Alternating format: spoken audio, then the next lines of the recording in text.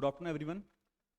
बहुत टाइम से बच्चों की ना क्वेरी आ रही थी कि सर 23 जून को जो ना फीमेल सुपरवाइजर का एग्जाम होने वाला है, उसके मैथ्स और रीजनिंग के कुछ फेमस क्वेश्चन बताइए जो बहुत ज़्यादा पूछे जाते हैं या फिर इस पर्टिकुलर कंसेप्ट से बहुत ज़्यादा क्वेश्चन आते हैं। तो आज मैं most of the famous question लेके आया हूँ आपके सामने। तो चलिए उन क्वेश्चन को सॉल्व करते हैं और देखते हैं कि उस क्वेश्चन की अप्रोच क्या है और उस क्वेश्चन को हम ना किस तरह से हम ना सॉल्व कर सकते हैं।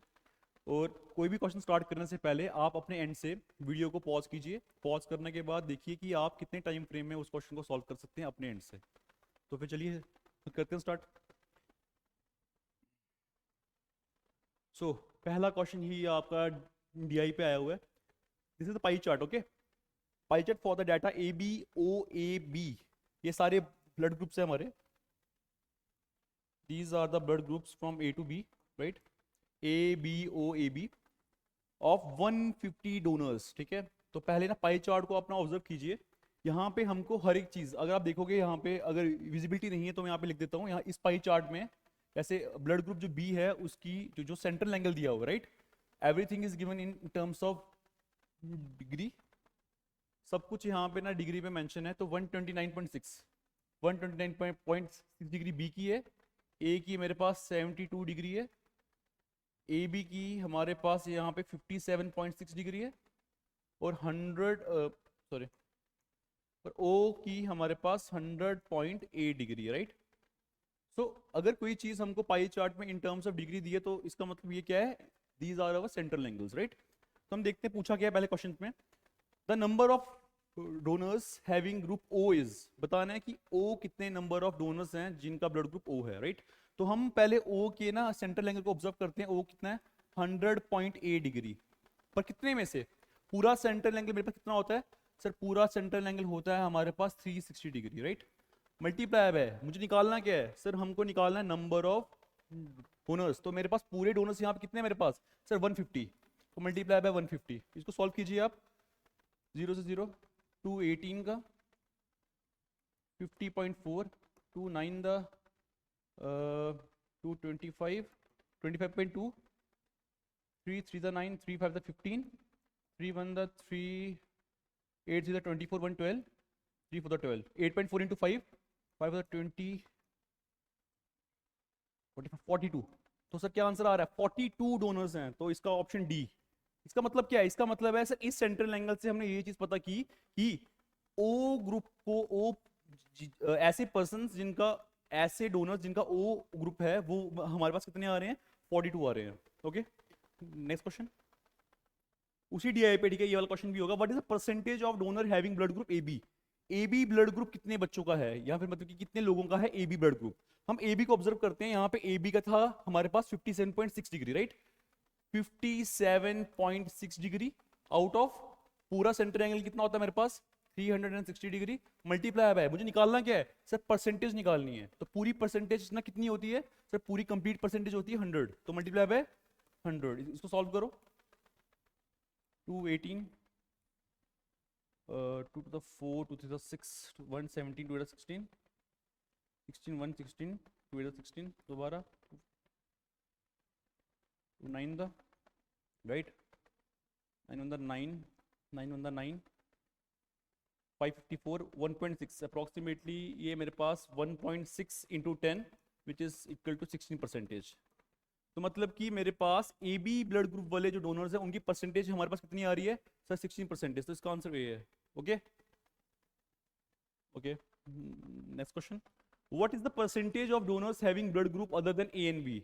ऐसे मुझे परसेंटेज, देखो पूछा गया इसने, परसेंटेज पूछी है। मुझे ऐसे परसेंटेज बताने हैं डोनर्स के जिनका ब्लड ग्रुप ए और बी के अलावा है, मतलब ए और बी नहीं है उसके अलावा जो है वो पूछा गया है। तो हम देखते हैं कि सर ए और बी वाले कितने हैं। पहले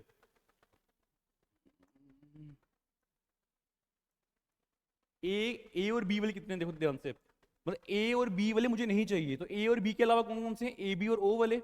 ए बी के 57.6 और इसके 100.8। तो फिर हम प्लस कर लेते हैं 57.6 एंड 100.8। प्लस करना कितना आ रहा है, मतलब 158.4 डिग्री। ये सेंट्रल एंगल वाले ऐसे लोग हैं जिनका ब्लड ग्रुप ना ए है ना बी है। ओके, तो कितना आ रहा है 158.4, राइट। तो 158.4 डिग्री वाले ऐसे लोग हैं जिनका ब्लड ग्रुप ना ना ए है ना बी है, राइट। तो सेंट्रल एंगल की बात कर रहे हैं, तो पूरा सेंट्रल एंगल कितना होता है 360 मल्टीप्लाई बाय, हमको निकालना क्या है sir, he is asking about for percentage ना, तो परसेंटेज निकाल रहे हैं हम, तो मल्टीप्लाई बाय 100, 0 0 कट, सॉल्व करते हैं इसको। 218 2 7 14 118 2 9 18 तो 4 9 2 3 the 6 119 119 2 9 the 18 112 the 9 1 the 9 9 for the 36 336 तो 4.4, तो 4.4 मल्टीप्लाई बाय 10 कितनी परसेंटेज आ रही है सर, 44% वाले ऐसे लोग हैं जिनका ब्लड ग्रुप ना ए है ना बी है, तो answer is C option. Okay, चलिए बढ़ते हैं आगे। If 19% of blood group O are females, मतलब कि जितने मेरे पास ओ ब्लड ग्रुप वाले लोग थे उसमें से 19% लोग ऐसे हैं जो कि उसमें से, ठीक है, I am talking about O group, O blood group के 19% लोग ऐसे हैं जो कि फीमेल्स हैं, तो बताना है कि भाई मेल्स कितने होंगे। ऑब्वियस सी बात है, अगर 19% के मेरे पास मेल्स हैं, सॉरी हमारे फीमेल्स हैं, तो 81% के मेरे पास कौन से होंगे सर, मेल्स होंगे, right.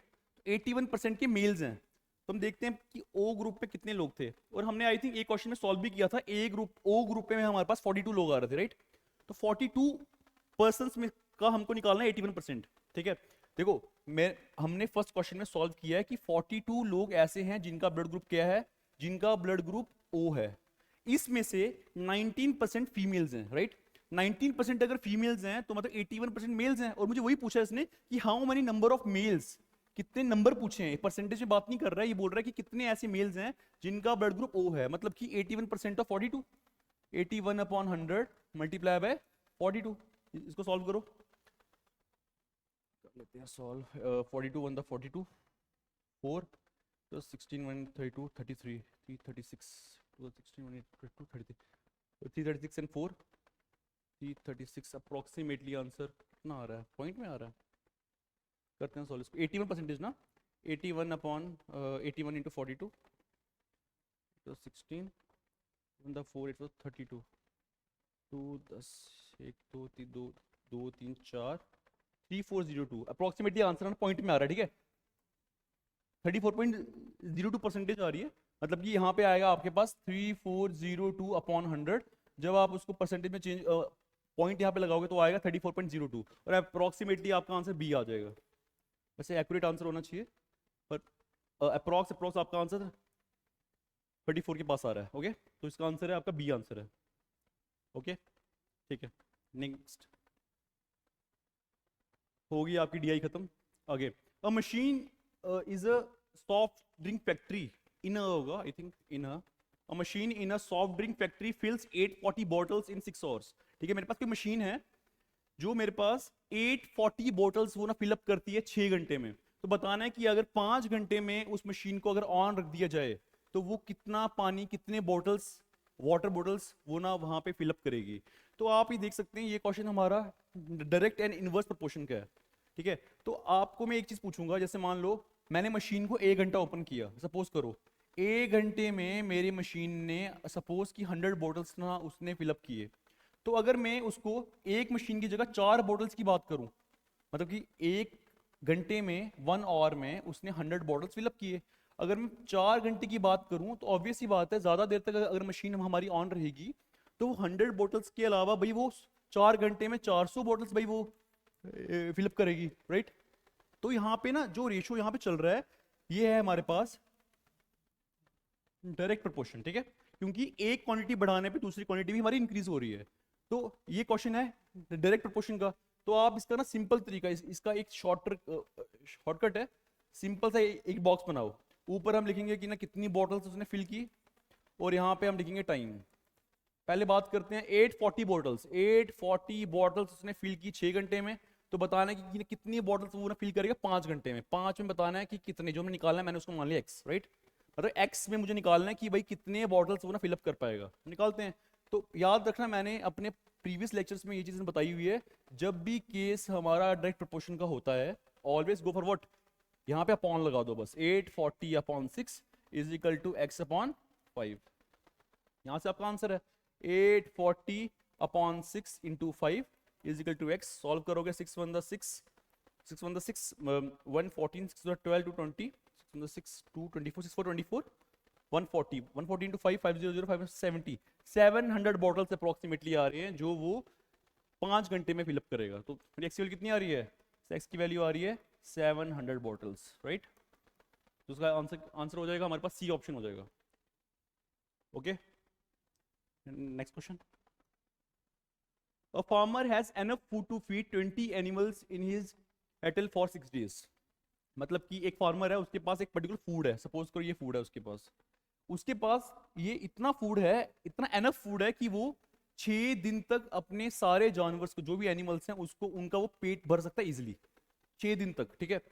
How long would the food last if there were 10 और एंड मोर एनिमल्स। अगर उसके एनिमल्स के जो भी उनका झुंड है उसमें 10 और जानवर बाहर से आ जाएं, तो वही खाना, सेम अमाउंट का खाना कितनी देर तक चल पाएगा। तो ऑब्वियस सी बात है, आप ना चीज ना सोचो, आपके पास ना 4 लड्डू हैं, ठीक है। 4 लड्डू पहले 2 बंदे खा रहे हैं, तो भाई एक पर्टिकुलर टाइम मान लो लगा, 1 दिन लगा। सपोज करो 4 लड्डू 2 इंसान खा रहे हैं, 2 पर्सन्स आर ईटिंग 4 लड्डूस। तो सपोज करो उनको टाइम लग रहा है 2 घंटे का लग रहा है, सपोज करो 2 आवर्स। ऑब्वियस सी बात है, अगर वही 4 लड्डू 2 की जगह 4 लोग खाएंगे, 4 persons are eating 4 laddoos, same amount of food, तो भाई 2 घंटे की जगह 1 घंटा हो जाएगा। क्योंकि ज्यादा लोग जब पढ़ेंगे, ज्यादा लोग खाएंगे, तो टाइम जो पहले के कंपैरिजन में उतना टाइम नहीं लगने वाला है, उससे कम टाइम लगेगा। तो मतलब कि जब हम एक क्वांटिटी को इंक्रीज कर रहे हैं तो शायद से यहाँ पे 1 घंटा लगे। तो जब एक क्वांटिटी को बढ़ाने पे दूसरी क्वांटिटी मेरी क्या हो रही है, आप ऑब्जर्व कर रहे हो, एक क्वांटिटी बढ़ाने पे दूसरी क्वांटिटी मेरी कम हो रही है, तो इसको हम बोलते हैं इनवर्स प्रोपोर्शन। इस क्वेश्चन को हम क्या बोलते हैं? Inverse proportion. तो बताया हुआ मैंने ऑलरेडी। तो इनवर्स प्रोपोर्शन का क्वेश्चन ना किस तरह करना है, देखो सेम चीज बॉक्स बनाएंगे, वही सेम चीज, और कुछ नहीं कर रहे हैं इन क्वेश्चंस में। A farmer has enough food to feed 20 animals। मान लो यहाँ पे हम लिख रहे हैं एनिमल्स, यहाँ पे लिख रहे हैं टाइम, राइट। मान लो एनिमल्स के पास 20 एनिमल्स से पहले 20 एनिमल्स अपना 6 दिन में, 6 दिन के टाइम पीरियड पे पूरा खाना खाते हैं। तो बताना है कि अगर उसमें 10 और जानवर आ जाएं, सपोज करो 20 की जगह यहाँ पे बोल रहा है कि 30 जानवर आ जाए, मतलब कि बाहर 20 तो थे पहले वाले, और बाहर से 10 जानवर आ गए, तो मतलब यहाँ पे 30 हो गए। तो बताना है कि ना कितना टाइम लगेगा। यहाँ पे हमने मान लिया x, ठीक है। तो इन क्वेश्चन को किस तरह सॉल्व करते हैं? व्हेन, जब भी केस हमारे पास इनवर्स प्रोपोर्शन का आता है, तो जैसे मैंने आपको पिछले क्वेश्चन में बताया कि ये अपॉन ये करते हैं इन केस ऑफ अगर डायरेक्ट प्रोपोर्शन का केस होता है। पर यहाँ पे केस कौन सा है? इनवर्स प्रोपोर्शन है। तो यहाँ पर हमने उसका उल्टा करना है, 20 into 6 is equal to 30 into x. याद होगा, बताया मैंने, एक्स की वैल्यू कितनी आ जाएगी? 20 इंटू 6 अपॉन 30, राइट। तो 6 1 द 6 5 5 4, तो एक्स की वैल्यू कितनी आ गई सर? 4 days, right. तो मतलब कि अगर बाहर से 10 और जानवर आ जाए, तो वही सेम अमाउंट का जो फूड है मेरे पास, उसको 4 दिन लगेंगे खत्म होने में, ठीक है। तो इसका आंसर आ जाएगा A option. Okay. A car take 2 hours to reach a destination by traveling at a speed of 60 km per hour. How long will it take when the car travels at a speed of 80 km per hour? देखो भाई, ये भी अगर आपने observe करो ना, मान लो मुझे यहाँ से ए प्लेस है कोई मेरे पास, यहाँ से मुझे बी तक जाना है, ठीक है। पहले ऑब्जर्व करना कि कौन सा केस है, इनवर्स का केस है या ये डायरेक्ट का केस है। ऑब्जर्व करो, ए से बी तक मुझे ना जाना है, और मेरे पास कार है कोई, उस कार की जो स्पीड यहाँ पर चल रही है, वो अगर 60 किलोमीटर प्रति घंटे की स्पीड से अगर वो वॉक करती है, अगर चलती है, वॉक कहाँ बोल रहा हूँ मैं अगर वो इतनी स्पीड से चलती है, तो वो अपने पर्टिकुलर डेस्टिनेशन बी पे वो 2 घंटे में पहुंच रही है। 2 घंटे लग रहे हैं उसको पहुंचने में, ठीक है। अगर कल को स्पीड 80 होगी सपोज को, या 100 हो गई, या फिर 120 स्पीड से अगर मेरे पास कार चल रही है, तो क्या 2 ही घंटे लगेंगे? ये 2 घंटे से ज्यादा लगेंगे, या फिर 2 घंटे से टाइम मेरा कम लगेगा? ऑब्वियस ही बात है, ज्यादा स्पीड, अगर ये ज्यादा मेरी कार अगर ज्यादा स्पीड में ट्रेवल करेगी, तो 2 घंटा से ज्यादा नहीं लगने वाला है। ऑब्वियस ही बात है, 1 घंटा लगे क्या पता, यहाँ फिर 45 मिनट्स लगे मे बी, पर मतलब इसके क्वांटिटी पे वो चीज कम लगी, क्योंकि ज्यादा स्पीड है। तो इसमें केस क्या है, देखो अगर मैं स्पीड बढ़ा रहा हूँ, एक क्वांटिटी को इंक्रीज कर रहा हूँ, तो दूसरी वाली क्वांटिटी मेरी कम हो रही है। तो ये केस कौन सा हुआ? इनवर्स केस हुआ ना, इनवर्स प्रोपोर्शन का मेरे पास केस आ गया है। इनवर्स प्रोपोर्शन में हम क्या करते हैं, इनटू करते हैं ऊपर नीचे, वही वाला बॉक्स बना हुआ, पहले बॉक्स बनाया, यहाँ पे लिख लिया स्पीड आपने कि भाई कितनी स्पीड है, और यहाँ पर आपने लिख दिया कि ना कितना टाइम लग रहा है। और आपको वैसे पता भी होगा speed is inversely proportional to time, पता है ना स्पीड का फॉर्मूला क्या होता है, speed is equal to distance upon time, distance upon time. तो स्पीड और टाइम का आपस में इनवर्सली रिलेशनशिप होता है, ठीक है। इन टर्म्स अगर हम इंजीनियरिंग की टर्म्स में बात करें तो आप ऐसे भी देख सकते हो, अगर वैसे देखना है एक क्वांटिटी को बढ़ाने पे दूसरी क्वांटिटी में हमारी कम हो रही है, तो ये केस आता है इनवर्स प्रोपोर्शन का, ठीक है। तो स्पीड है मेरे पास पहले कितनी, 60 किलोमीटर की स्पीड पे अगर वो टाइम ले रहा है 2 घंटे, तो बताना है कि 80 किलोमीटर की स्पीड में भाई वो कितना टाइम लगेगा, मान लो एक्स, मुझे एक्स की वैल्यू निकालनी है। कैसे करेंगे, इनवर्स का केस है तो हम इंटू करेंगे। देखो याद रखना, जब भी इनवर्स का केस आता है तो इन दोनों को इंटू कर दो, 60 into two is equal to 80 into x. यहाँ से आपकी एक्स की वैल्यू आ जाएगी 60 इंटू टू अपॉन 80, 2 1 240, 0 0 6 अपॉन 4 आ जाएगा। 6 अपॉन 4 को आप लिख सकते हो 3/2, जो कि अप्रॉक्सीमेटली 1.5 होगा, मतलब कि 1.5 घंटा लगेगा, जो कि आंसर हमारे पास कौन सा है, डी ऑप्शन, ठीक है। मतलब कि 1.5 घंटा लगेगा अगर वो 80 किलोमीटर प्रति घंटा की स्पीड से ए से स्टार्ट करती है कार और बी तक पहुंचना है उसको, तो उसको 1.5 आवर्स लगेंगे, राइट। तो question, 2 person could fit new window in a house in 3 days। 2 आदमी एक विंडो को दीवार पे फिट करते हैं 3 दिन में, ठीक है। One of the person fell ill, one of the person, right, one of the person fell ill before the work started. काम स्टार्ट होने से पहले ही एक आदमी उसमें से बीमार हो गया। How long would the job take now. तो अभी उसी काम को, जो वो काम विंडो को फिट करने वाला काम जो पहले 3 दिन में हो रहा था जब 2 बंदे थे, तो अभी एक बंदा तो वहां पे बीमार पड़ गया, तो अभी उसको कितना टाइम लगेगा। तो ऑब्वियसली बात है, सपोज करो ये विंडो है मेरे पास, ठीक है, इस विंडो को 2 आदमी फिट कर रहे हैं, 2 आदमी फिट कर रहे हैं, फिट करने में इनको लग रहा है, जो वो बोल रहा है क्वेश्चन कितना टाइम बोल रहा है, 3 घंटे, सॉरी 3 दिन, 3 days लग रहे हैं, ठीक है। तो ऑब्वियस ही बात है, अगर 2 की जगह अगर मैं कल को एक क्वांटिटी इंक्रीज कर देता हूँ, सपोज करो यहाँ पे अगर मैं बोलूँ कि 4 इंसान, अगर मैं बोल दूँ यहाँ पे कि अगर 4 इंसान है यहाँ पे, अगर 2 की जगह 4 इंसान है, तो ऑब्वियस ही बात है जब 2 बंदे काम कर रहे थे तो उनको लग रहा था 3 दिन, ठीक है। तो अगर मैं 4 इंसान की बात करूं तो ज्यादा वो काम करेंगे, वर्क एफिशिएंसी बढ़ जाएगी। तो अगर 4 इंसान लगेंगे इसी काम को पूरा करने के लिए, तो शायद से 3 दिन से ज्यादा नहीं लगेगा, 3 दिन से कम लगेगा। तो मान लो अगर सपोज करो कि 1 दिन लगेगा, अब मान के चलो 1 दिन लगता है, तो ऑब्वियस ही बात है 2 से 3 लग रहा है। अगर मैंने एक क्वांटिटी को मैं ना बढ़ा रहा हूँ, तो दूसरी क्वांटिटी मेरे पास क्या हो रही है, कम हो रही है, उल्टा चल रहा है, एक को बढ़ाने में दूसरा वाला मैं हमारे पास कम हो रहा है। तो इसका मतलब ये केस कौन सा है सर, ये केस है इनवर्स प्रोपोर्शन का। तो इनवर्स प्रोपोर्शन में हम क्या करते हैं, ऊपर नीचे इंटू करते हैं, ठीक है। बॉक्स बनाओ, वही सेम ट्रिक जो हमने पहले 2 क्वेश्चन में यूज किया है वही यूज करेंगे, ठीक है। 2 आदमी यहाँ पे बोल देते हैं कि नंबर ऑफ पर्सन बोल दो, यहाँ पे आप लिख लो पर्सन, यहाँ पे लिख लो टाइम। 2 आदमी विंडो को फिट कर रहे हैं 3 दिन में, एक आदमी बीमार पड़ गया, मतलब एक ही बंदा काम कर रहा है, मतलब एक आदमी कितने टाइम में करेगा एक्स। अभी केस है इनवर्स का, तो इनवर्स के केस में हम क्या करते हैं, 2 अपॉन नहीं करते हैं, 2 into 3 करते हैं, राइट। तो 2 into 3 is equal to 1 into x।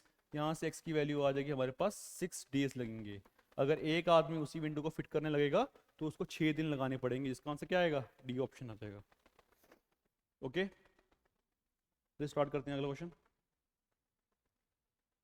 The difference between area and circumference of a circle of diameter 14 units is. ये बहुत अच्छा क्वेश्चन है, पता होना चाहिए, ठीक है। ये बात चल रही है सर्कल की, तो हमारे सर्कल के एरिया का फॉर्मूला क्या होता है, pi r square. And what is the formula of the circumference, इसको पाई डी बोलो या फिर 2 पाई आर बोलो, एक ही बात है, ठीक है। ये 2 फॉर्मूले हमारे पास। तो इनका मुझे पूछा गया है कि इनका डिफरेंस क्या होगा, इनको माइनस करने में क्या आएगा। अगर उस सर्कल का डायामीटर मेरे पास 14 है, तो अगर डायामीटर 14 है तो रेडियस कितना होगा, हाफ। 14/2 हाफ करेंगे तो सर 7 यूनिट्स का उसका रेडियस होगा। मुझे निकालना क्या है, मुझे डिफरेंस निकालना है between area and the circumference. तो वो निकालते हैं, फॉर्मूला क्या है, तो सर हमको माइनस करना है pi r square minus 2 pi r करना है हमको, राइट। तो पाई यहाँ पे भी, पाई यहाँ पे भी, हमने पाई को निकाली कॉमन। आर का स्क्वायर, आर कितना है 7, 7 का square minus 2 into R, R है मेरे पास 7। सॉल्व सॉल्व करेंगे इसको। पाई इंटू 7 का स्क्वायर, 7 इंटू 7 क्या होता है 49 माइनस 14, 49 माइनस 14, 49 माइनस 14 होता है 35 मल्टीप्लाई बाय पाई। और पाई की हमारे पास वैल्यू कितनी होती है 20/7, 7 1 द 7, 5 द 5, 22 द 110 यूनिट्स मेरे पास आ रहा है इन दोनों का डिफरेंस। तो हमारा ऑप्शन हो जाएगा, ऑप्शन ही नहीं है, ये में गलती तो नहीं हुई है। Pi r square 2 pi common लिया, 7 का square minus 2 into 7 14, 14 minus 14 35, 35 radius 35/7 775। इसका आंसर 100 यही होगा। ये यहाँ पे ऑप्शन नहीं है, एक काम करो ऐड कर लो आप अपना ऑप्शन ई ऑप्शन लिख लो, जिसमें लिख लो आप 100 यूनिट्स। ऑप्शन नहीं होंगे तो हमारे पास आंसर ई है, जो मेरे पास मैंने खुद से बनाया 110 आंसर है। इनमें से कोई भी आंसर नहीं है, राइट। आगे बढ़ते हैं। A scooter was bought at rupees 42,000 rupees, right. Scooter लिया गया कितने रुपीज का, मतलब कि हमने जो स्कूटर की प्राइस है हम उस पर बात कर रहे हैं, वो है 42,000 का रुपीज का हमने स्कूटर बॉट किया एक इंसान ने, ठीक है। It's value depreciated. अगर आपको पता होगा कि डेप्रिशिएटेड की वैल्यू मीन मतलब क्या होता है, जैसे मान लो अगर आपने आज अगर आईफोन लेते हो तो आईफोन का कॉस्ट आपको पड़ेगा 1,50,000 है ना, अप्रोक्सीमेटली 1.5 लाख का आपको फोन पड़ेगा। पर आप अगर उसको ऑब्जर्व करो कि एक टाइम के बाद, 2 साल के बाद, 3 साल के बाद वो उसकी प्राइस ना डेप्रिशिएट होगी। मतलब कि जितने का फोन 2 साल पहले जब लॉन्चिंग में था उसका प्राइस 2 साल बाद सेम नहीं रहेगा। क्या पता 1,20,000 उसका प्राइस हो जाए, तो उसका प्राइस डेप्रिशिएट हो रहा है। तो वैसे स्कूटर का प्राइस क्या हो रहा है, डेप्रिशिएट हो रहा है at the rate of 10% per annum. मतलब एक साल में 10% के रेट पे वो कम हो रहा है। तो बताना है कि उसकी वैल्यू क्या होगी आफ्टर 1 ईयर। तो एक साल के बाद मेरे स्कूटर की प्राइस क्या होने वाली, ये इसने पूछा है। तो आपको पता होना चाहिए कि जब भी हम देखो ये फॉर्मूला, इसका एक ना फॉर्मूले से भी हम इसको इजीली कर सकते हैं। एक तो है वो वाली शॉर्ट ट्रिक भी है, एक फॉर्मूला आपने लगाया सीधा आंसर आ गया। मान लो प्रिंसिपल है आपके पास 42,000 रुपीज, आपके पास टाइम कितना है, टाइम है 1 साल, और रेट क्या चल रहा है 10% पर एनम। तो जब भी याद रखना, जब भी ऐसे आपका अमाउंट का फॉर्मूला क्या होता है, जब हमको चीज़ें इंक्रीज हो रही होती है, रेट जैसे हमने बैंक से लोन लिया, तो अगर उसका रेट अमाउंट बढ़ रहा है तो हम उसका फॉर्मूला होता है P into 1 plus rate upon 100 की होल पावर टाइम, राइट होता है। जब हमारे पास रेट बढ़ रहा है, पर यहाँ पर इसने बात की डेप्रिशिएटेड की, तो मतलब कि यहाँ पर डेप्रिशिएट में मीनिंग है रेट से कम वैल्यू हो रही है। तो मतलब यहाँ पे उस फॉर्मूले में चेंज आता है, यहाँ पर आता है माइनस। तो मेरे पास जो अमाउंट बनेगा एक साल के बाद वो कितना बनेगा, P इंटू 1 माइनस लगाएंगे, क्योंकि ये बात किसकी हो रही है, एप्रिशिएशन की, रेट अपॉन 100 की होल पावर टाइम। सॉल्व करते हैं इसको। प्रिंसिपल कितना है 42,000 मल्टीप्लाई बाय 1 माइनस रेट कितना चल रहा है, रेट है 10% अपॉन 100 होल पावर टाइम, एक साल की बात कर रहा है। तो सॉल्व करते हैं। 42,000 मल्टीप्लाई 1000 मल्टीप्लाई बाय ये हो जाएगा 90 अपॉन 100, 2020, तो ये आ जाएगा 420 इंटू 90, 420 इंटू 90। सॉल्व करते हैं इसको, 9 तो 18 1 36 37 37800, तो 37,800 का स्कूटर हो जाएगा एक साल के बाद, अगर उसका 10% एक साल में उसमें डेप्रिशिएशन आता है, ठीक है। तो अप्रोक्स तो कौन सा आंसर होगा 378, ये बी ऑप्शन इसका आंसर हो जाएगा। ओके ठीक है, बढ़ते हैं आगे। The rate for ₹280 as interest on a sum of ₹56,000, ठीक है, इन 2 ईयर्स इज, रेट निकालना है, रेट के बारे में पूछ रहा है कि रेट कितना होगा, इंटरेस्ट बताया हुआ है। देखो जब ये नॉर्मल इंटरेस्ट की बात कर रहा है ना, तो हमको एक तरह से ये एज्यूम करके चलना है कि he is talking about simple interest. अगर इसने बोला होता ना कि कंपाउंडेड एन्युअली, तो हम सोचते कि सर ये बात कर रहा है कंपाउंड इंटरेस्ट की, तब हम ना बोला फॉर्मूला लगाते हैं अपना, कौन सा वाला, कंपाउंड इंटरेस्ट का फॉर्मूला जो होता है, इस अमाउंट का फॉर्मूला होता है P into 1 plus rate upon 100 की होल पावर टाइम। वो डिपेंड करता है कि एनुअली पूछा है या हाफली पूछा है, ठीक। ओके तो पर अगर इसने सिर्फ नॉर्मल इंटरेस्ट पूछा है ना, तो हमको ये मान के चलना है कि sir he is talking about simple interest की बात कर रहा है। और एसआई का फॉर्मूला क्या होता है, सिंपल इंटरेस्ट का फॉर्मूला होता है principal into rate into time upon 100। Okay so principal कितना है on a sum of, principal कितना आ गया मेरे पास 56,000 की वो बात कर रहा है, पर वो ओनर कितने टाइम के लिए, 2 साल के लिए रेट लग रहा है, सॉरी टाइम है 2 ईयर्स का, रेट निकालना है और इंटरेस्ट दिया हुआ है ऑलरेडी। ऐसा कितना दिया हुआ है, ऐसा ही दिया हुआ है 280 रुपीज़। लगाओ फॉर्मूला, आंसर आ जाएगा अपने आपके पास। फॉर्मूला क्या है, एस आई का सर फॉर्मूला होता है P into R into T upon 100। यहाँ पे एस आई की वैल्यू कितनी है, एस आई की वैल्यू 280, यहाँ पे अपॉन में 100 वहाँ पे गया ऊपर। प्रिंसिपल कितना है 56,000 मल्टीप्लाई बाय टाइम 2 साल, ये वैल्यू आ जाएगी रेट की।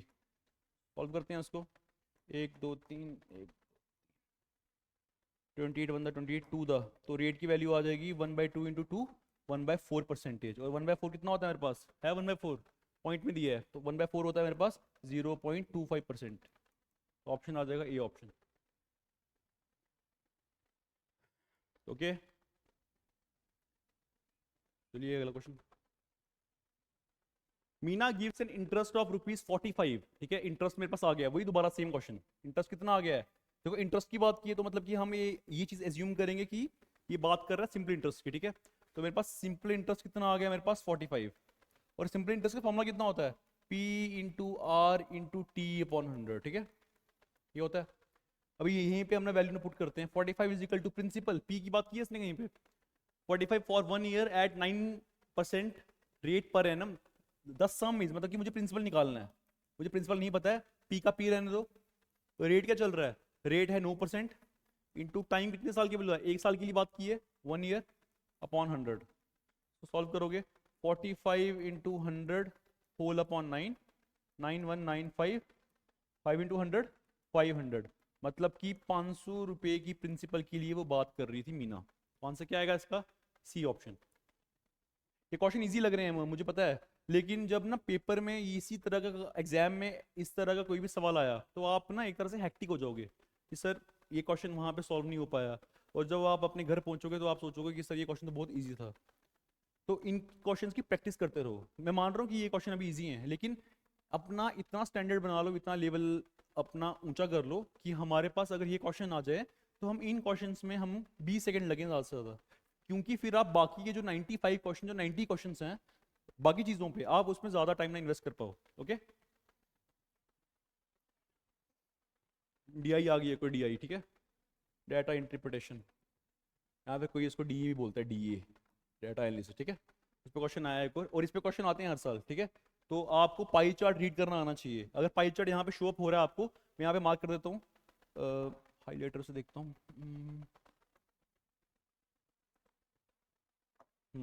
तो वीट है, यहाँ पे बात हो रही वीट की, ठीक है, ये वीट है, ये वीट लिख रहा हूँ मैं, वीट की बात हो रही है। इसने बोला 30% बोला है। यहाँ पे शुगर की बात हो रही है, ये बात कर रहा है 10% पे, ठीक है। ये बात कर रहा है टी पे, ये है टी है, ठीक है, टी पे वो बात कर रहा है कितने पे, 5% पे। और यहाँ पे राइस है जिसके लिए पाई चार्ट पे इसको मिला है 55%। अब देखो ना, आप बोलोगे कि सर यहाँ पे इसने दिखाया पाई चार्ट है और वो बात कर रहा है परसेंटेज में, भाई उसका वो तरीका है अपना दिखाने का, ठीक है। आपको वो चीज को ऑब्जर्व करना है कि मुझे इसकी, जैसे राइस का 55% है तो मुझे उसको, उस पर अगर क्वेश्चन पूछा जाएगा कि तो मैं उसको किस तरह से इंटरप्रेट इजिली कर पाऊँ, आपको वो चीज ना ध्यान में रखनी है। देखते हैं question, in a given pie chart the comparative study for the production of rice, wheat, sugar and T of a country is given, study the pie chart and answer the following questions from 13 to 16, right. The central angle of T is, पूछा क्या है, central angle of T पूछा है, ठीक है, ये T है। T का जो मैं आपको बता देता हूँ, अगर विजिबिलिटी नहीं है तो यहाँ पे हमको टी की वहां पे परसेंटेज दी है, ठीक है, वो कितनी दी है, 5% दी है, ठीक है। मुझे बताना है कि टी का सेंट्रल एंगल, ये जो एंगल है, जो मेरे टी का सेंट्रल एंगल ना कितना होगा, वो निकालने के लिए बोला है। तो आप चीज सोचिए थोड़ा सा, मुझे टी का दिया कितना है, सर दिया है 5%। परसेंट मतलब 5 ना 100 में से, परसेंटेज परसेंट का नीचे लगता है 100, मल्टीप्लाई है, जो निकालना है उसको यहाँ लिखते हैं। मुझे निकालना क्या है, मुझे निकालना है सेंट्रल एंगल। तो सेंट्रल एंगल पूरा कितना होता है ना, पूरे से मल्टीप्लाई करते हैं हम। सेंट्रल एंगल पूरा कितना होता है सर, सेंट्रल एंगल पूरा होता है 360 डिग्री। तो यहाँ से हम सॉल्व करेंगे 0 0 5 1 5 2 2 इंटू 2 इंटू 10, ये आ गया सॉरी 18, ये आ गया 18 डिग्री आ गया अप्रोक्सीमेटली। तो मतलब कि टी का सेंट्रल एंगल कितना आएगा, 18 डिग्री आ जाएगा, ए ऑप्शन। समझ आ रही है, इजी था क्वेश्चन ये वाला। फिर डीआई पे और भी क्वेश्चन होंगे आई थिंक, हाँ है ना। The ratio of sugar and rice production is, अभी ना क्वेश्चन फोकस करना। एक तो तरीका है बैल बुद्धि होता है ना, बैल बुद्धि, जिसका दिमाग नहीं होता, वो क्या करेगा, राइस का भी निकाल लेगा, पहले वो राइस का निकालेगा, फिर शुगर का निकालेगा, फिर उनकी ना एक तरह से रेशो निकालेगा। पर अगर आप थोड़ा सा शार्प माइंडेड होंगे, थोड़ा सा, तो आप देखोगे सर राइस का है 55%, और इसने पूछा किसका है, राइस और शुगर का। और शुगर का है कितना, 10%, मतलब कि शुगर का है मेरे पास 10% और राइस का है मेरे पास यहाँ पे 55%, है ना, यही है। तो शुगर और राइस का अगर सेंट्रल, मतलब कि अगर हम पाई चार्ट में बात करें, इनकी परसेंट चल रही है 10% और 55%। तो अगर इनका प्रोडक्शन भी करूँ ना मैं, मान लो पूरा प्रोडक्शन जो मर्जी हो, मान लो एक 1000 kg का प्रोडक्शन हुआ, तो स्टिल मेरा 10% और 55% का रेशो सेम ही रहेगा, वो चेंज नहीं हो सकता, क्योंकि रेशो हमेशा एक तरह से ये दोनों चीजें ना प्रोपोर्शन में है यहाँ पे। तो अगर शुगर और इसने राइस का पूछा है, तो हम देखेंगे इसने क्या पूछा, शुगर और राइस का पूछा। शुगर का आ रहा था 10% रेशो, और राइस कितनी आ रही है 55%। इसका रेशो निकालोगे 5 to the 5 11 द, तो रेशो आ रही 2:11। इसका आंसर आ जाएगा ए part.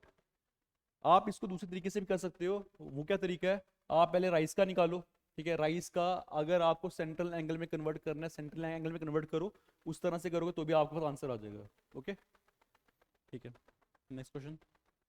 If sugar production is 15,000 kgs, इसने क्या बोल दिया, अभी भी हमने देखा सर शुगर का परसेंटेज कितना दिया मुझे वहां पे, सर शुगर का परसेंटेज मुझे दिया है वहां पे, मेंशनिंग कितने किया हुआ है सर, शुगर हमारे पास 10% का प्रोडक्शन है वहां पे। इसने बोल दिया कि जो शुगर का प्रोडक्शन है वो है 15,000 kg, मतलब कि ये जो मेरा 10% है ये 15,000 kg के बराबर है, राइट।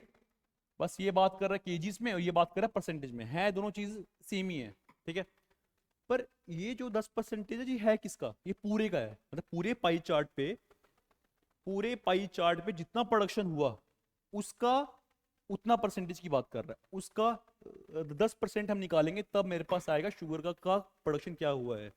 तो पूरा पाई चार्ट पे अगर बात करें, यहाँ पर दिया है ये चीज हमको मेंशनिंग की है, मान लो कि पूरा का पूरा पाई चार्ट में प्रोडक्शन जो हुआ है वो एक्स हुआ है, मान लो कि लेट टोटल, यहाँ लिखता हूँ मैं, लेट कर लो आप, let total production is equal to, total production जो मेरे पास वहां पे हुई है वो हुई है एक्स केजी का पूरा प्रोडक्शन हुआ है।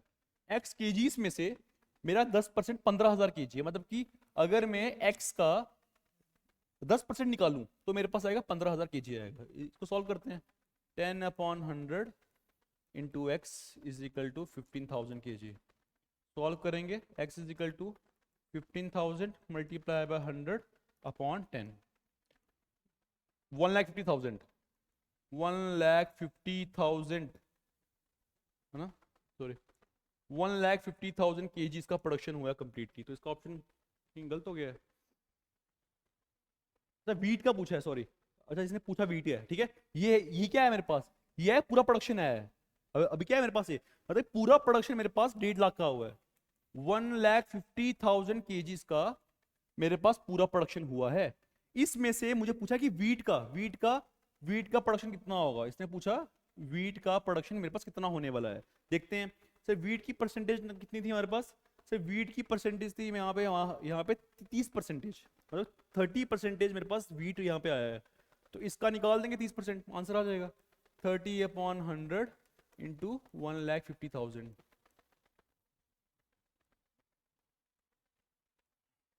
इंटू 3 75,000, मतलब 75,000 kg का मेरे पास वहां पे वीट का प्रोडक्शन हुआ है। मतलब कि 75,000 गलत हुआ है, सॉरी 15 इंटू 3 45, ठीक है, सॉरी, मतलब 45,000 kg का प्रोडक्शन हुआ है। मुझे लगा यहाँ पे 25 है, ठीक है, मतलब 45,000 kg का मेरे पास यहाँ पे प्रोडक्शन हुआ है, सी ऑप्शन। ओके,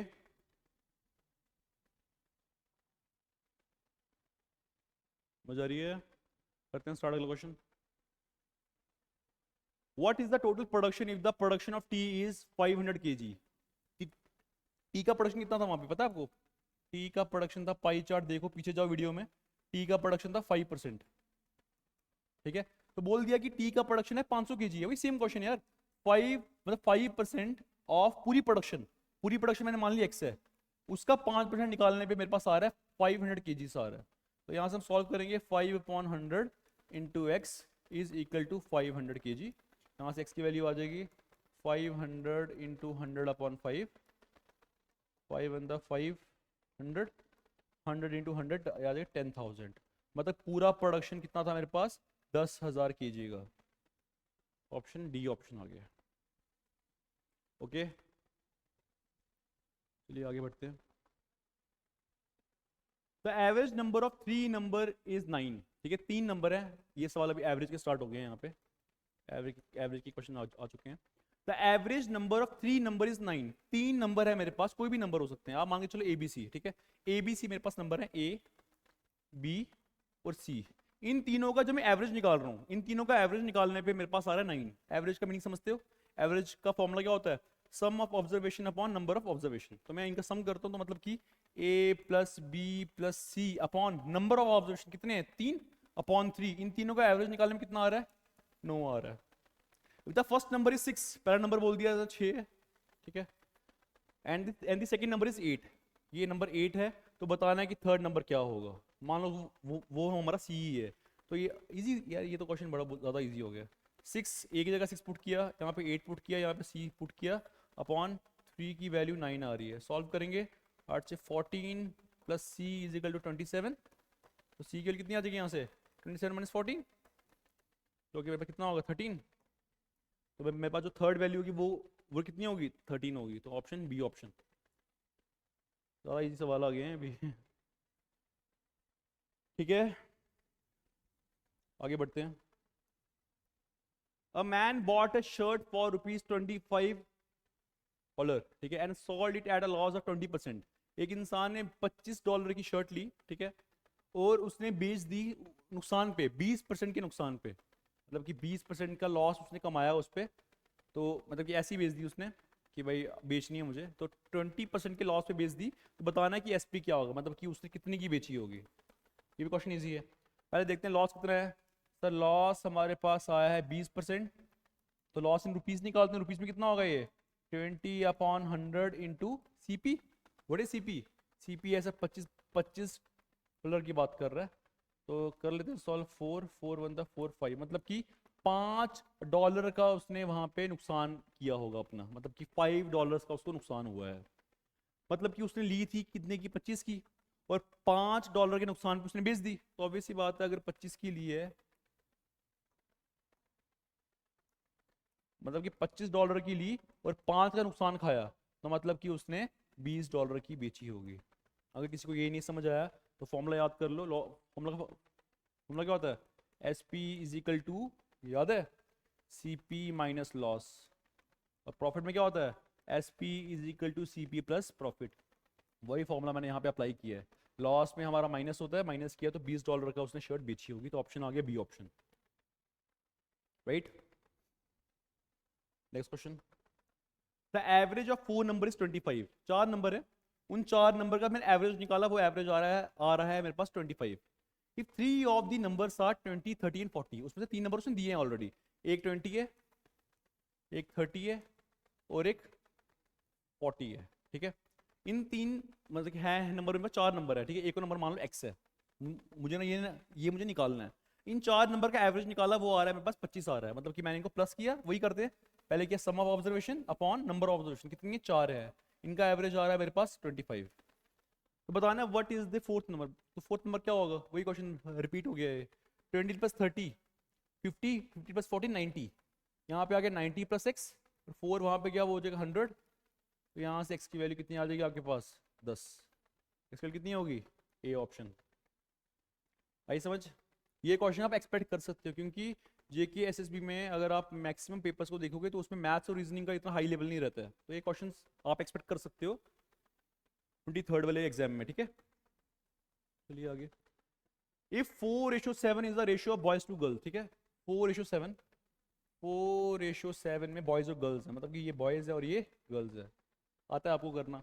जब भी हमको चीज़ दी होती है रेशियो में, तो हम मान सकते हैं कि मेरे पास बॉयज कितने हैं। लेट बॉयज हैं मेरे पास 4x, और गर्ल्स कितनी है, गर्ल्स हैं मेरे पास नहीं 7x। ठीक है, if there are 20 and there are 28 boys, मान लो बॉयज कितने दिए हैं मुझे, 28 बॉयज दिए हैं। 28 मतलब कि मैंने जो बॉयज निकाले, जो मैंने माने थे, वो हैं 4x, और जो उसने बॉयज बोले वो कितने हैं 28, तो यहाँ से एक्स की वैल्यू कितनी आ जाएगी सर 7, मतलब कि एक्स की वैल्यू है 7, तो 7 का मीनिंग क्या है, मतलब कि बॉयज कितने होंगे 7 into 4 28 बॉयज होंगे और 7 into 7 49 गर्ल्स होंगी।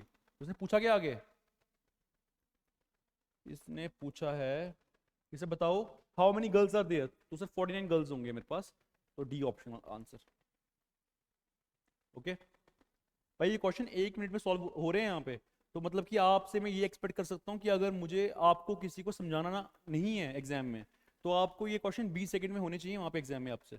अगर ये 20 सेकंड में आप वहाँ पे कर पा रहे हो ना इस तरह के सवाल, तो मतलब कि एक चीज आप ना अपने अपने आप में इतना कॉन्फिडेंस आता है कि मैं बाकी पेपर तो आप ना ऐसे आपको लगता है कि मेरे पास आधा घंटा अभी भी सेविंग में पड़ा हुआ है, जिसके कारण मैं बाकी क्वेश्चंस को ज्यादा टाइम दे पाऊँ, ठीक है। तो इन क्वेश्चन में ना ज्यादा आपको ना पेपर में ज्यादा टाइम वेस्ट नहीं करना है। अगला question, the average weight of a group of 5 people is 60 kg, ठीक है। ये क्वेश्चन देख लो ध्यान से देखना, ठीक है। The average weight of a group of 5 people is 60 kg। 5 लोग हैं मेरे पास, मान लेते हैं A B C D E, A B C D और ई। इन पांचों का एवरेज निकाला मैंने। एवरेज क्या होता है, sum of observation upon number of observation. वो कितनी है 5 है, इज इक्वल टू कितना आ रहा है मेरे पास 60 kg आ रहा है, ठीक है। तो यहाँ से हम सॉल्व करते हैं आगे। यहाँ पे 5 डिवाइड में इसको वहाँ भेजे तो मतलब कि मेरे पास इनका सम कितना आ जाएगा, a plus B plus C plus D plus E की वैल्यू आ जाएगी 60 into 5, जो कि होता है भाई हमारे पास 300। तो पास लिखता हूँ 300 आ जाएगा, ठीक है। तो मतलब कि इन सबको प्लस करने पे मेरे पास कितना आ रहा है 300 आ रहा है, ठीक है। आगे, if one person leave the group, अगर इनमें से एक आदमी ने ये ग्रुप छोड़ दिया, सपोज करो ई ने ये ग्रुप ना लीव आउट कर दिया होगा, तो मेरे पास ना कितने लोग बचे हैं, A plus B plus C plus D, A plus B plus C plus D बचे हैं। उनका एवरेज निकालने पे मेरे पास आ रहा है 56, मतलब इन चारों का अगर मैं एवरेज निकालता हूँ, मैंने इन चारों का एवरेज निकाला अपॉन 4 आएगा, sum of observation upon number of observation, इनकी एवरेज निकालने पे मेरे पास कितना आ रहा है 56 आ रहा है।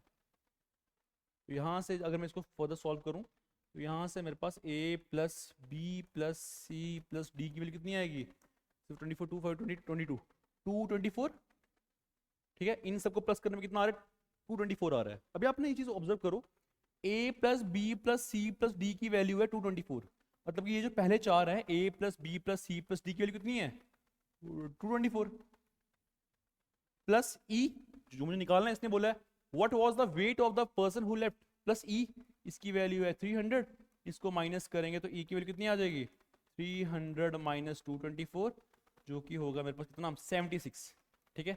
तो मतलब कि ऑप्शन हो जाएगा आपका डी ऑप्शन। इसका मतलब क्या है, मतलब कि जो इंसान ने वो 5 लोगों का ग्रुप लीव किया छोड़ा, जो कि ई था मेरे पास, उसका अपना वेट कितना होगा 76 होगा, तो ही जाके ना एवरेज में इतना फर्क आया है। पहले एवरेज थी 60, अभी एवरेज कितना हो गया है, अभी एवरेज हो गई 56। तो ये जो गैप आ रहा है वो उस इंसान की वजह से आ रहा है जिसका वेट कितना 76 kg था। Okay next question, if the cost price of 15 book is $300 and the selling price is 375, मुझे किसी की सीपी दे दी है, सीपी दी है इसने 300 और सेलिंग प्राइस कितनी है, सेलिंग प्राइस है 375। ओके बोला क्या इसने, what is the profit percentage, मुझे निकालना है कि इसका प्रॉफिट परसेंटेज क्या आने वाला है। तो आप ऑब्वियस सी बात है, अगर आपने कोई चीज 300 की खरीदी रुपीस मान लो, आपने 300 रुपीज की कोई चीज दुकान से लाई घर पे, और आपने अपने भाई को या अपने दोस्त को वही चीज बेच दी 375 की, तो आपको क्या हुआ फायदा हुआ, और आपको फायदा कितना हुआ इन दोनों का डिफरेंस। तो सर जो यहाँ पे आपको प्रॉफिट हुआ है वो कितना हुआ होगा, मैंने 300 की चीज लाई और 375 की बेच दी, तो प्रॉफिट मुझे $75 का मुझे फायदा हुआ है। तो मुझे निकालना क्या है, what is the profit percentage. Profit percentage का फॉर्मूला क्या होता है, प्रॉफिट अपॉन सीपी 200, प्रॉफिट कितना 75 अपॉन सीपी, सीपी कितनी है 300 मल्टीप्लाई बाय परसेंटेज निकाल रहे हैं 100 से मल्टीप्लाई करेंगे 325, तो मतलब कि 25% का उसको क्या हुआ है, 25% का उसको प्रॉफिट परसेंटेज हुआ है, प्रॉफिट हुआ है, तो बी ऑप्शन आ जाएगा उसका। Okay next question, A can do a piece of work in 8 days, B can do it in 12 दिन में, ठीक है। ए है कोई इंसान ए, ये क्वेश्चन मार्क करना, ये आपका पता कौन सा टॉपिक आ गया, ये आ गया आपका time and work, time and work का सवाल आ गए, और ये क्वेश्चन आप एक्सपेक्ट कर सकते हो कि आ सकता है, ठीक है। ध्यान देना, A can do a piece of work in 8 days। ये कोई इंसान ए है, उसने एक कोई भी काम है, मान लो ये कोई काम है इतना बड़ा, ये काम वो कंप्लीट करता है 8 दिनों में, 8 दिन लगते हैं उसको कंप्लीट करने में। ओके, और बी उसी काम को, B can do it in, B उसी काम को 12 दिन में कंप्लीट करता है, और सी उसी काम को 24 days में कंप्लीट करता है। ठीक है, ये है, इसने बताया in how many days can all three together complete the work. अगर तीनों के तीनों एक साथ काम करने लग जाएं तो कितना टाइम में, कितने टाइम में मेरे पास ये काम कंप्लीट हो जाएगा, वो मुझे निकालना है। ओके, अभी फोकस करना है एक बार। पहली बात तो मुझे पता होनी चाहिए, इन क्वेश्चंस के लिए मुझे पता होना चाहिए कि हर एक इंसान की अपनी एफिशिएंसी क्या है, कि वो एक दिन में कितना काम कर सकता है। ठीक है, जैसे मान लो ए 8 दिनों में काम कर रहा है ये पूरा, तो एक दिन में भाई वो कितना काम करता होगा।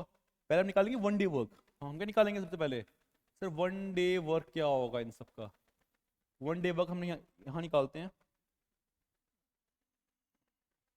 हम निकाल रहे हैं वन डे वर्क, ए का निकाल रहे हैं भाई। ठीक है, ए का वन डे वर्क क्या होगा, अगर पूरा काम वो कर रहा है, ये पूरा मतलब वन, एक पूरा है ना, होल होल चीज है वन, इस पूरे वन को वो कंप्लीट कर, हम देखो अभी आप बोलोगे कि सर आपने वन क्यों लिया। जब भी हम फ्रैक्शंस में ना किसी का पूरे चीज की बात करते हैं ना, तो हम ना वन मान के चलते हैं कि वो कंप्लीट वन एक चीज है। ठीक है, कि पूरा का पूरा काम काम मैंने मान लिया वन है, उस पूरे काम को ये इंसान ए 8 दिनों में कंप्लीट कर रहा है, तो एक दिन में भाई वो कितना करेगा। ठीक है, 8 दिनों को कर रहा है, एक काम को कर रहा है 8 दिनों में, तो एक दिन में जो उसका काम आएगा वो आएगा 1/8। ठीक है, इतना पार्ट ऑफ वर्क, उसका इतना पार्ट है, ये वर्क है, ये क्या है, ये वर्क है। इतना वर्क वो कर रहा है, इतना फ्रैक्शन में भाई वो वर्क कर रहा है एक दिन में, ये एक ही एफिशिएंसी है। इनडायरेक्टली आप बोल सकते हो कि एक ही एफिशिएंसी इतनी है, एक दिन में वो इतना काम करता है। बी कितना करेगा, बी करेगा 1/12, राइट, और सी कितना करेगा 1/24। ओके, तो ये इनके वन डे वर्क है। तो अभी आप बोलोगे, तो अगर मैं यहाँ पे निकालूं सर, मुझे निकालना है अगर तीनों के तीनों काम करते हैं एक साथ, मतलब ए प्लस बी प्लस सी, तीनों के तीनों अगर काम करते हैं तो उनको ना कितना टाइम लगता है।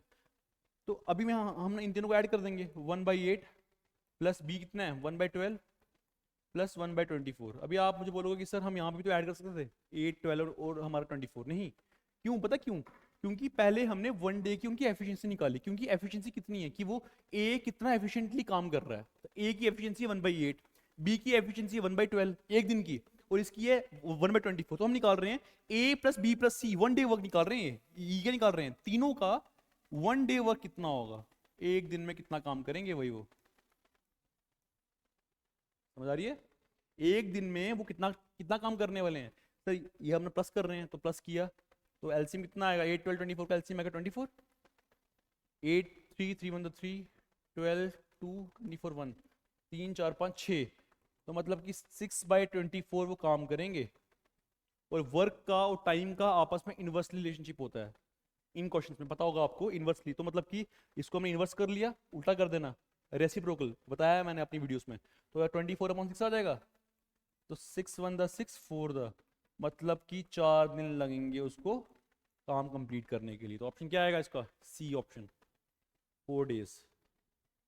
अगर इसका मतलब क्या पता आपको, मतलब कि अगर ए को भी, बी को भी, सी को भी, तीनों को मैंने काम पे बुला लिया और उसको बोला कि ये जो पूरा काम है यहाँ पे कंप्लीट करना है, तो तीनों को 4 दिन लगेंगे। अगर तीनों तीनों के तीनों काम करते हैं तो तीनों को 4 दिन लगेंगे ये काम कंप्लीट करने के लिए। ओके, हो गया क्लियर, ठीक है। नेक्स्ट क्वेश्चन, ध्यान दो। If 5:8 is the ratio of the length of two sides of rectangle, ठीक है, रेक्टेंगल की बात कर रहे हैं, मेरे पास रेक्टेंगल है,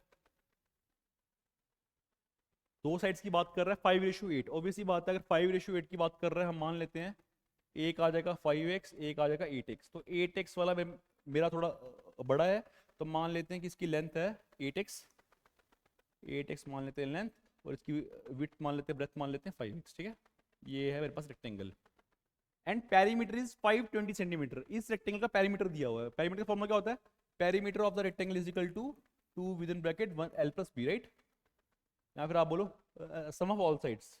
ठीक है, मतलब कि अगर ये साइड 8x है तो ये भी कितनी होगी 8x, ये 5x है तो ये भी कितनी होगी 5x होगी। ठीक है, आप सारी साइड्स को, अगर फॉर्मूला नहीं आता है इन केस, तो आप अगर सारी साइड को प्लस करोगे तो भी उसका पेरीमीटर आ जाएगा। ठीक है, वरना ऐसे भी कर सकते हैं 2 विद इन ब्रैकेट, इसकी लेंथ कितनी है 8x प्लस ब्रेथ कितनी है,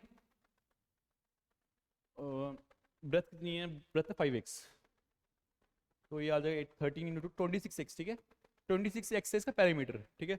पर जो इसने मुझे पैरामीटर दिया वो कितना दिया हुआ है 520, तो मतलब कि 26x इज इक्वल टू 520 के बराबर है।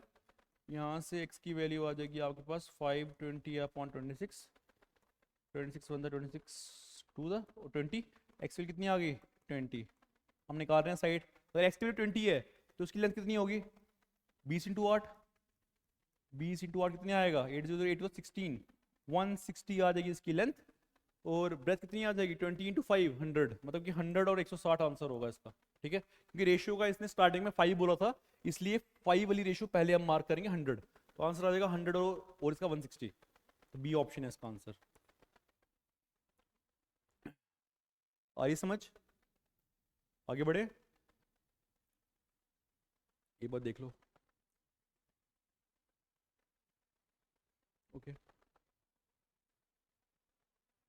The average of 5 number is 20, 5 number है उनका एवरेज आ रहा है मेरे पास 20 आ रहा है, मतलब एवरेज का मीनिंग समझते हो, मतलब उनको वही वाला सेम चीज जो हमने पहले किया हुआ है, sum of observation upon number of observation, उन पांचों को प्लस करने पे और डिवाइड बाय 5 करने पे 20 आ रहा है, मतलब कि if one of the number is excluded, वही सेम क्वेश्चन है यार, ये तो रिपीट हो गया एक तरह से, a plus B plus C plus D plus E, इन पांचों का एवरेज निकाल रहा हूँ मैं, वही किया sum of observation upon number of observation, इनका एवरेज निकालने पे मेरे पास 20 आ रहा है, ठीक है। यहाँ से सॉल्व करते हैं, सॉल्व करने में क्या आएगा, यहाँ से ये 5 यहाँ पे डिवाइड कर वहाँ पे इंटू हो जाएगा, a plus B plus C plus D plus E की वैल्यू कितनी हो जाएगी 5 इंटू 20 100 आ जाएगा इनका सम, ये आ गई एक इक्वेशन। नेक्स्ट वही वाला सेम बात, if one of the number is excluded, मान लो मैंने a को निकाल दिया बाहर, a को मैंने यहाँ से हटा दिया, इसने बोला एक नंबर अगर एक्सक्लूड कर दिया मैंने, the average of the remaining number, जो बचे हुए नंबर्स है ना ये वाले b c d e, इनका एवरेज अगर मैं निकालता हूँ, मतलब b plus C plus D plus E, इनका एवरेज अगर मैं निकालता हूँ ई, ठीक है ई है, इनका अगर मैं एवरेज निकालता हूँ मेरे पास एवरेज आता है कितना 18 आता है, मतलब कि sum of observation upon number of observation कितना आ रहा है 18 आ रहा है। सॉल्व करते हैं, यहाँ से मेरे पास b plus C plus D plus E की वैल्यू कितनी आ जाएगी 18 इंटू 4 कितना होता है 72, ठीक है। अभी तो ध्यान देना इन दो इक्वेशन का हम इस्तेमाल करेंगे, b c d e की वैल्यू कितनी आ रही है 72, मतलब ये b c d e इन पांचों को प्लस करने पे मैंने अभी भी निकाला वो कितना आ रहा है मेरे पास 72 आ रहा है, तो मैं इसकी जगह में 72 पुट कर दूं, a plus 72 is equal to 100, तो यहाँ से a की वैल्यू कितनी आ जाएगी सर 28, 100 माइनस 72 किया मैंने 28 आंसर आ जाएगा, इसका ऑप्शन आ जाएगा डी ऑप्शन, ओके। आगे बढ़ते हैं, 25 वैसे क्वेश्चन हो चुके हैं, आगे नहीं होगा, अच्छा बस।